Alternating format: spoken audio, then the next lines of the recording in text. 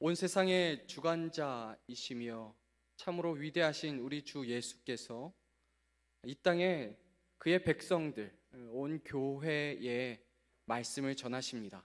특별히 우리가 집중해 보는 요한계시록 2장과 이 3장에는 일곱 교회에 말씀하신 우리 주님의 말씀을 기록하고 있습니다. 이 일곱 교회는 일곱만 이야기하는 것이 아니라 일곱을 가지고 전체를 표현할 수 있기에 온 교회, 이 땅 모든 그의 백성에게 하신 말씀이라 우리 분명히 받아 우리 또한 어떻게 살아야 할지를 분명히 돌아보며 제대로 살아야 할 것입니다. 현재 고난, 어려움, 어떤 이는 죽어갑니다. 그러나 그곳 가운데서도 바라보는 눈이 예수님의 눈이기를, 그 예수님의 눈으로 그 고난을 바라보고 예수님의 눈으로 그 상황을 바라보아 그 상황 가운데서도 어떤 믿음으로 살아야 하는지를 우리 이 말씀을 통하여서 배울 수 있습니다.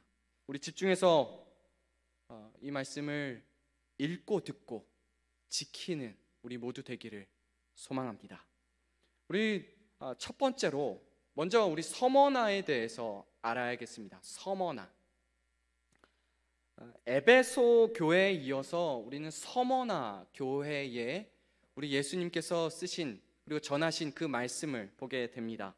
이 서머나는 에베소로부터 북쪽으로 약 60km 정도 되는 곳에 위치한 항구 도시입니다. 스미르나라는 사실 서머나라는 이 읽는 법은 우리식 발음이고 스미르나인데 이 말 자체는 이 몰약이라는 뜻입니다. 몰약은 이 식물의 이 진액을 액체로도 쓸 수 있고 또한 굳혀서 어떤 향료로 쓸 수 있는데 향이 매우 좋기 때문에 그 향을 이곳저곳에서 향수로도 쓰고 어떤 제사를 드릴 때에도 사용했었던 것입니다. 향이 있기에 이 시체가 썩어가는 곳에 넣어서 발라서 방부제로 쓰기도 했고 또는 진통제, 치료제로 쓰기도 했습니다. 이 몰약이 이 지역에서 아주 많은 거래들이 있었기 때문인지 이 항구 도시 이름 자체가 아예 몰약이 되었습니다. 이곳은 고대로부터 아주 많은 사람들이 이목을 집중했었던 곳입니다.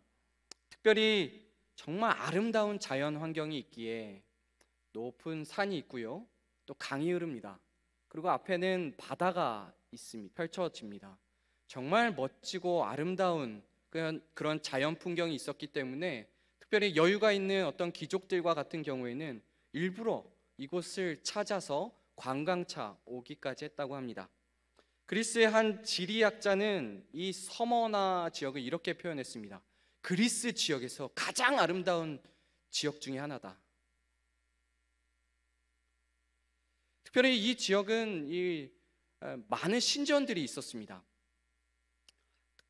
그 신전들 중에서도 이 황제를 숭배하는 신전이 있었습니다. 물론 이제 황제 숭배하는 신전은 도시들 여러 군데에 있었지만 이 소아시아 지역에서 독보적으로 이 서머나 지역에 여러 황제들을 위한 신전이 지어졌습니다. 사실 우리가 오늘날 많은 나라가 이 올림픽이나 이 월드컵을 개최하기 위해서 막 이렇게 신청을 하죠. 우리 이렇게 할 수 있으며 저렇게 할 수 있습니다. 그때 당시에 소아시아의 12개의 도시가 이 로마에 신청을 했습니다. 우리가 황제의 신전을 세우겠습니다. 그 신전을 우리가 모시게 해주십시오. 그 중에 뽑힌 곳이 바로 이 서머나였습니다.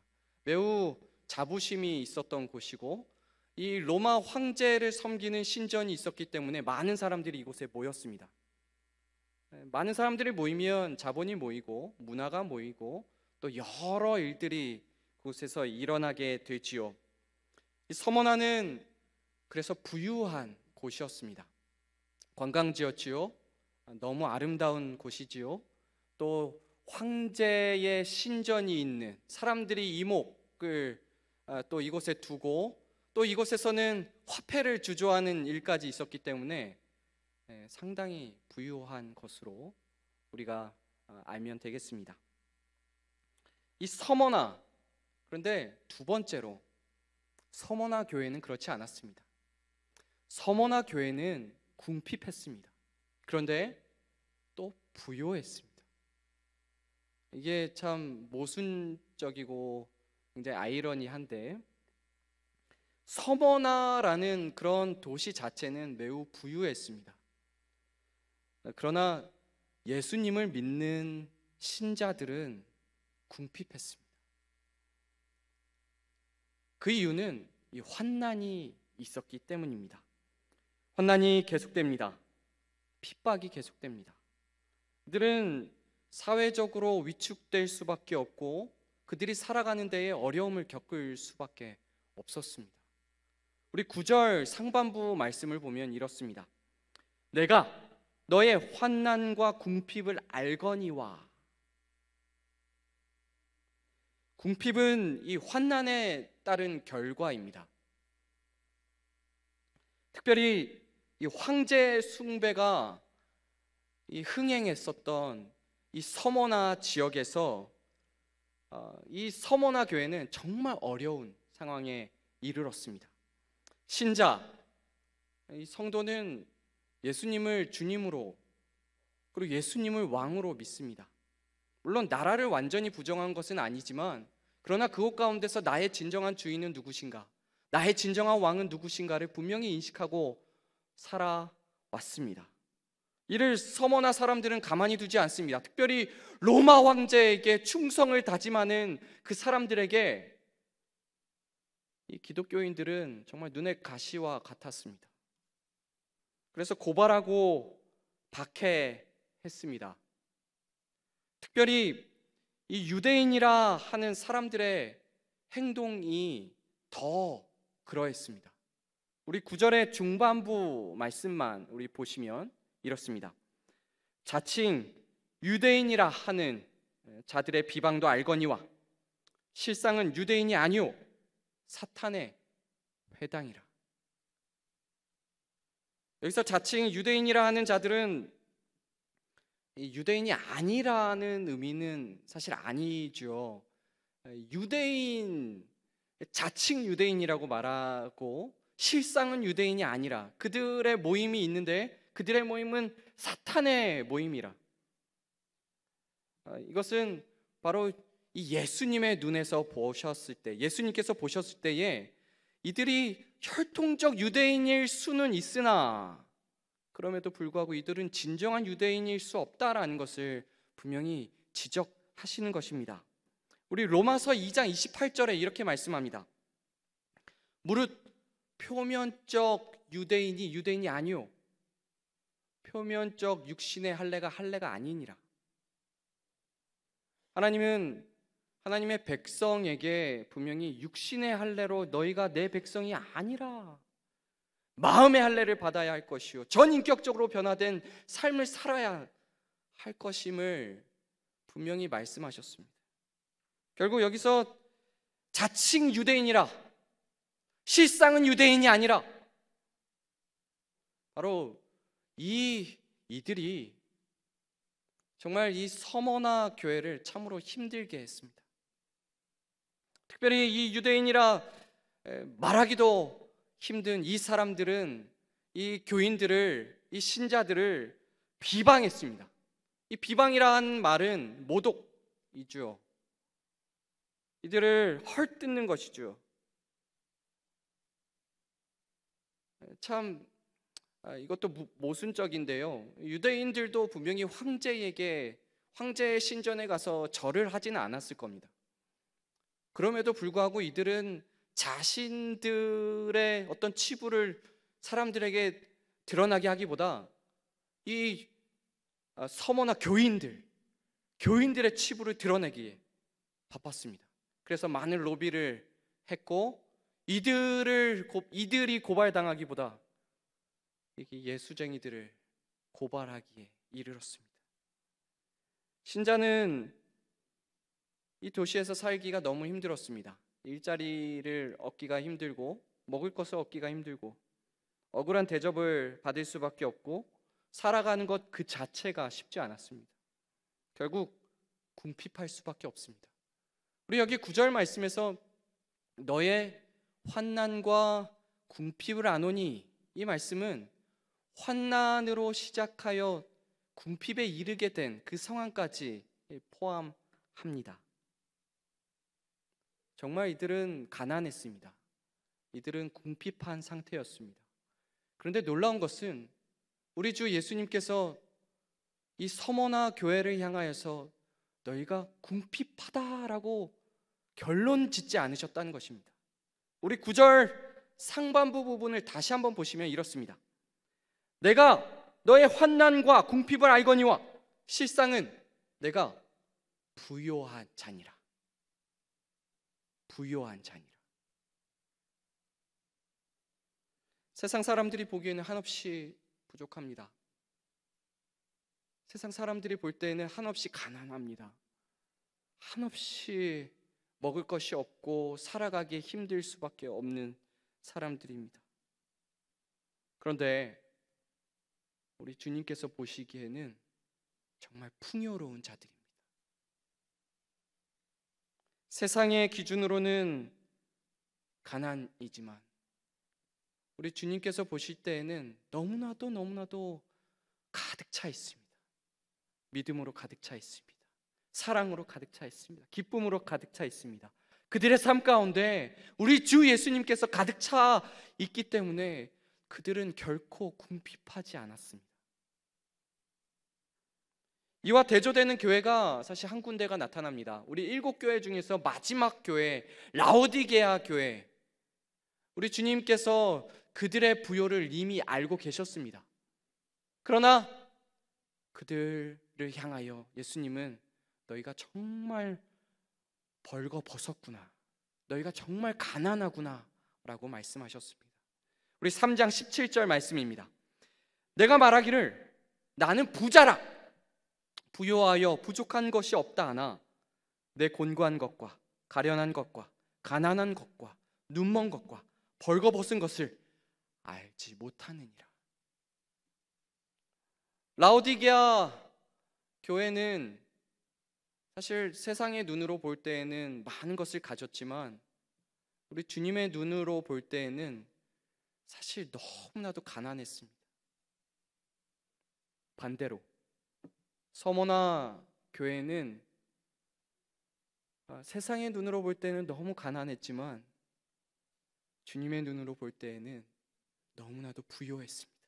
성도 여러분, 어떤 부요를 바라십니까? 분명히 하나님의 시각을 갖는 것을 우리는 소망해야 합니다. 기준은 하나님께 있습니다. 하나님께 잡혀 있는 자, 하나님께 속해 있는 자, 그 자가 참됨입니다. 진정한 부요함을 가지고 누리고 사는 자입니다. 우리 참된 부요함을 알고 사는 우리 되기를 소망합니다. 지금도 너무 힘들어요. 지금도 먹고 살기 너무 힘들어요. 물론 오늘날의 시대는 남들과 비교하기 때문에 힘든 것이 사실상 더 많습니다. 근데 그거 말고 실제로 내 입에 풀칠하기가 너무 힘들어요. 너무 상황이 어려워요. 근데 그것 가운데서도 우리 주님 바라보십시오. 그것이 참된 풍요로움이며 참된 부함인 줄 우리 말씀을 통하여 분명히 아시고 참된 부요함을 가지고 살아가는 저와 여러분 우리 되기를 소망합니다. 아멘. 우리 세 번째로 고난 중에도 끝까지 충성해야 합니다. 고난 중에도 끝까지 충성해야 합니다. 계속해서 서머나 교회가 받고 있는 그리고 받을 고난에 대해서 말씀합니다. 우리 10절 상반부 부분만 보시면 이렇습니다. 너는 장차 고난을 받을 고난을 두려워하지 말라. 볼지어다 마귀가 장차 너희 가운데에서 몇 사람을 옥에 던져 시험을 받게 하리니 너희가 10일 동안 환난을 받으리라. 이 자칭 유대인이라 하는 자들의 이 비방에서 멈추지 않고 마귀가 이 서머나 교회 교인들, 이 성도들을 가만히 두지 아니할 것을 분명히 말씀합니다. 마귀의 시험에 대해서 어느 정도 구체적으로 말씀하고 있는데요, 마귀가 몇 사람을 옥에 던져 시험을 받게 한다고 합니다. 그리고 그것도 옥에서 10일 동안 갇혀 있게끔 한다고 합니다.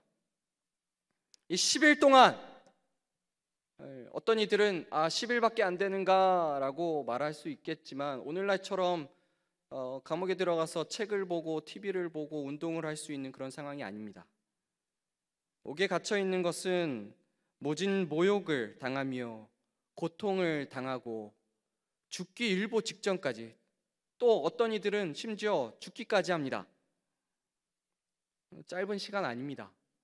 그러나 이 10일이라고 구체적으로 어떤 날수를 말씀하신 바, 이것은 정해져 있는 어떤 시간을 의미합니다. 몇 년을 말한 것도 아니기에, 몇 천 년을 이야기한 것이 아니기에, 분명히 어떤 정해진, 아주 길지 않은, 그러나 그럼에도 정해진 어떤 시간입니다. 마귀는 정말 어렵게 할 것입니다. 정말 힘들게 할 것입니다. 그러나 그것에는 끝이 분명히 있습니다. 우리는 이 10일 동안 시험을 받는다라는 것에 대해서 사실 구약의 어떠한 장면을 떠올릴 수가 있습니다. 바로 이 다니엘과 세 친구, 이 4명의 이 소년들이 이 왕 앞에 서기 전까지 교육과 훈련을 받아야 했는데, 이곳에서 이들이 이 왕이 주는 음식, 왕에게서 나오는 포도주를 먹을 수가 없었습니다. 이것으로 인하여 더럽힐 수가 없다. 결국 이들은 자발적으로 시험에 임하기로 합니다. 우리 다니엘서 1장 12절 말씀입니다. 청하오니 당신의 종들을 열흘 동안 시험하여 채식을 주어 먹게 하고 물을 주어 마시게 한 후에, 사실 이 열흘간의 시험은 이 시험에 자발적으로 임한 시험입니다. 이 서머나 교회에서 나타난 시험과는 사실 다름이 있지요. 그럼에도 불구하고 이 다니엘과 세 친구들이 임했던 이 시험 또한 너무나도 쉽지 않은 시험이었습니다. 여러분, 고기를 먹지 않고 채소만으로 고기를 먹은 사람과 경쟁하기가 얼마나 쉽지 않은지, 정말 풍요로운 것을 먹고 이들은 정말 정제된 것만 먹었을 것입니다. 경쟁에서 쉽지 않습니다. 또한 열흘이라는 시간은 그렇게 길지 않은 시간이기 때문에 여러분, 얼굴로 표가 단번에 나기가 쉽지 않은 때입니다. 아마 이 4명의 소년들은 기도하고 또 기도하고 또 기도하고 엎드리고 하나님 붙잡아 주옵소서. 하나님, 이 12일밖에 되지 않습니다. 이 시간 동안에 증명이 되어야 합니다. 정말 간절한 시간이었을 것입니다. 정말 철저하게 엎드리는 시간이었을 것입니다. 이 서머나 교회 또한 마찬가지입니다. 마귀가 시험을 하겠지만 이 신자는 그것에 굴복하지 아니하고 끝까지 믿음으로 살아가야 했습니다. 결국 10절 하반부 부분에 이에 대한 결과에 대해서 말씀하고 있습니다. 10절 하반부입니다. 너희가 10일 동안 환난을 받으리라. 내가 죽도록 충성하라. 그리하면 내가 생명의 관을 내게 주리라. 아멘. 죽도록 충성하라. 이 말은 죽음에 이르기까지, 죽음의 순간까지 그 믿음을 잃지 아니하고 끝까지 믿음의 사람으로 살아야 할 것을 말합니다. 고난, 시험, 환난이 있지만 하나님을 더 붙잡습니다. 더 의지합니다. 충성합니다. 믿습니다. 그 충성의 결과 생명의 관, 생명의 면류관을 얻습니다.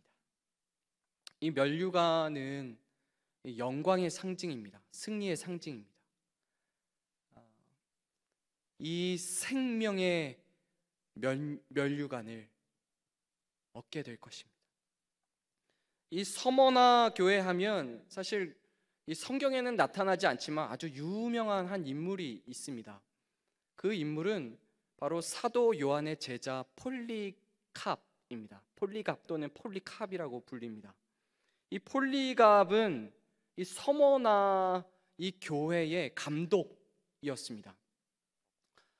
이 요한에게 배우고 또 서머나의 교회의 교인들이 정말 신앙으로 믿음으로 살게 하는 것을 계속해서 이끌어 갔지요.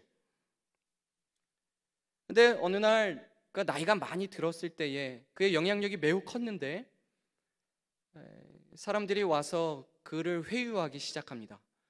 예수를 부정하면 살려주겠다. 신앙을 부인하면 살려주겠다. 그러나 이 폴리캅은 이렇게 말했다고 합니다. 내가 86년 동안 예수님을 섬겨왔습니다. 그동안 예수님은 나를 배신한 적이 한 번도 없습니다. 그런데 어찌하여 나의 왕, 나의 주님을 내가 배신한단 말입니까? 결국 이 폴리캅은 화형당하여 죽습니다. 이 서머나 교회의 아주 유명한 전승입니다. 서머나 교회의 환난과 핍박이 분명히 있을 것이나 끝까지 충성하라. 끝까지 충성하라. 사실 이것은 서머나 교회에만 해당하는 말씀 아닙니다. 바로 우리 모두에게 주어진 말씀. 끝까지 충성하는 저와 여러분 우리 되기를 소망합니다. 아멘. 우리 네 번째로, 이기는 사람은 둘째 사망의 해를 받지 않습니다. 이기는 사람은 둘째 사망의 해를 받지 않습니다. 환난, 고난, 시험, 이것을 견디는 것은 쉬운 일이 아닙니다. 그러나 이 과정이 있기 때문에, 그리고 이 과정으로 인하여 너무나도 귀한 결과를 얻게 되는 것입니다. 제가 이 환난, 고난, 시험을 과정이라 표현했습니다. 과정. 시작이 있고 어떤 결과, 결론이 있는데 그 중간에 해당하는 부분이 바로 과정입니다. 시작을 했는데 바로 끝난다면 그것은 사실 얻는 거 없습니다. 그러나 시작을 했고 어떤 과정이 있다면 결과가 있습니다. 이 과정은 결과를 제대로 얻기 위한 반드시 필요한 단계, 그리고 시간, 그리고 일들입니다. 이 애벌레가 정말 어여쁜 나비가 되기 위하여 이 애벌레에게도 주어진 시험, 환난이 있습니다. 바로 번데기가 되는 거죠. 번데기가 되고 또 그곳에서 자기의 힘으로 빠져나와야 이제 비로소 나비로 살아가게 됩니다. 갓난아기가 결국 일어서고 또 걷고 뛰게 되기까지 수백 번, 수천 번 넘어지고 울어야 합니다. 성장을 하기 위해서 이 성장통은 반드시 필요하죠. 필요한 과정입니다. 이 신자에게도 마찬가지입니다. 넘어짐이 있고 고난이 있고 환난이 있고 시험이 있어야 진짜가 무엇인지를 알게 되고 진짜의 가치를 알게 되고 실제로 진짜를 제대로 누릴 수 있게 됩니다. 우리 이 일곱 교회에 하신 말씀들이 계속해서 이어지고 있는데요. 구조가 있습니다. 그런데 이 구조 중에서 마지막 끝나는 부분의 구조가 항상 반복됩니다. 무엇보다 먼저는 성령께서 말씀하신다. 그리고 다음으로는 이기는 자는 이렇게 되리라, 이것을 누리리라, 이런 자가 되리라 라는 부분입니다. 물론 순서는 조금 달라질 수는 있습니다. 여기서 이기는 자, 어떤 이단들은 대부분의 이단들은 어떠한 사람을 말하고자 한다고 말합니다. 그러나 이 이기는 자는 결코 한 사람일 수가 없습니다. 왜냐하면 교회에게 말씀하신 거고 교회들에게 말씀하신 거기 때문입니다. 이기는 자는 예수 그리스도를 끝까지 믿음으로 붙잡고 나아간 자들을 의미합니다. 결국 끝까지 믿음으로 산 자들, 끝까지 믿음의 삶을 산 자들, 믿음으로 우리 주 예수께서 오시는 그날까지 끝까지 충성되이 살아간 자들, 그 자들에게 놀라운 일이 있을 것임을 각 교회들의 하신 말씀의 끝부분에 말씀하고 있습니다. 특별히 이 서머나 교회에는 11절 이렇게 말씀하고 있습니다. 귀 있는 자는 성령이 교회들에게 하시는 말씀을 들을지어다. 이기는 자는 둘째 사망의 해를 받지 아니하리라. 아멘. 이 둘째 사망이라 함은 이 첫째 사망에 대해서 한번 생각하게 되죠. 이 첫째 사망은 이 육신의 죽음을 의미합니다. 근데 육신의 죽음은 사실 영원하지 않습니다. 왜냐하면 살아나기 때문입니다. 부활하기 때문입니다. 그런데 영원한 죽음이 있습니다. 이 첫째 죽음은 영원하지 않았는데요, 영원한 끝이 나지 않는 죽음이 있습니다. 그것이 바로 둘째 사망입니다. 20장 14절에 이렇게 말씀합니다. 사망과 음부도 불못에 던져지니 이것은 둘째 사망 곧 불못이라. 21장 8절 말씀에서도 이것에 대해서 말씀합니다. 행악하는 자, 우상 숭배하는 자, 정말 제대로 예수 안에 있지 아니한 자, 밖에 있는 자, 둘째 사망에 이르리라. 끝까지 믿음을 지킨 자는 이 둘째 죽음의 해를 받지 않습니다. 반대로 끝까지 믿음을 지킨 자들, 충성되이 살아간 자들은 10절에서 말한 생명의 관, 영원한 생명을 얻게 됩니다. 성도 여러분, 영원한 생명이 우리가 가야 할 길입니다. 영원한 그 생명이 우리가 얻어야 할 그것입니다. 지금 믿음의 삶을 살아 참된 그 길로 끝까지 나아가는 저 여러분, 우리 모두 되기를 소망합니다. 우리 마지막으로 다섯 번째, 예수님이 가장 잘 아십니다. 예수님이 가장 잘 아십니다. 사실 8절 말씀은 맨 첫 번째에 설명을 했어야 했는데 제가 곱씹어 보아 이 부분은 마지막에 하는 게 맞겠습니다. 왜냐하면 예수님께서 자기 자신, 이 편지를 쓰신 자기 자신을 소개함에 있어 이 내용이 서머나 교회에 너무나 잘 맞는 표현이었기 때문입니다. 우리 8절 말씀을 우리 함께 읽도록 하겠습니다. 8절입니다. 서머나 교회의 사자에게 편지하라. 처음이며 마지막이요 죽었다가 살아나신 이가 이르시되. 여기서 두 가지의 표현으로 예수님이 자신을 표현하십니다. 먼저 처음이며 마지막이요. 사실 1장에서도 알파와 오메가요라고 표현하신 바가 있습니다. 예수님은 시작이시오 마지막이십니다. 이 시작이요 마지막이라는 것은 이 시간의 주관자, 그리고 창조주, 완전히 통치하시는 분, 그리고 끝장내시는 분, 이런 의미, 여러 가지 의미들이 담겨 있습니다. 그런데 이 말이 이렇게도 적용이 됩니다. 나는 너희의 처음이다. 나는 너희의 그 과정이다. 나는 너희의 끝이다. 나는 너희가 어떤 상황 가운데 있는지 안다. 너희는 내가 당한 것을 당하고 있는 것이다. 그리고 내가 그 결국이고 내가 그 승리다. 여기서 또 한 가지의 표현, 죽었다가 살아나신 이. 누가 예수님께서 죽었다가 살아나신 것을 모릅니까? 근데 이것을 서머나 교회에 굳이 표현하신 이유는 예수님께서 이 서머나 교회의 환난과 고난과 시험을 너무나도 잘 알고 계시기 때문입니다.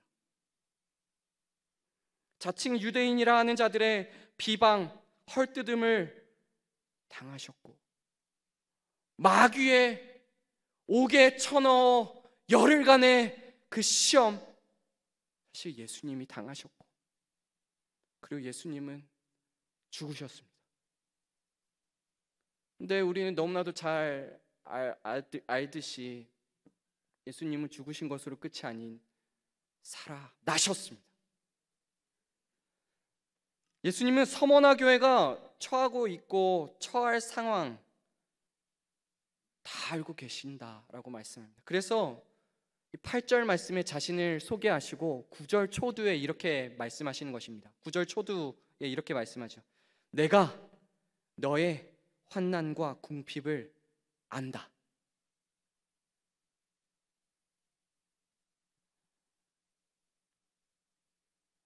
시작이요 마지막이신, 죽었다가 살아나신 예수님, 사실 서머나 교회의 그 어려움과 환난을 예수님이 사실 더 잘 아십니다.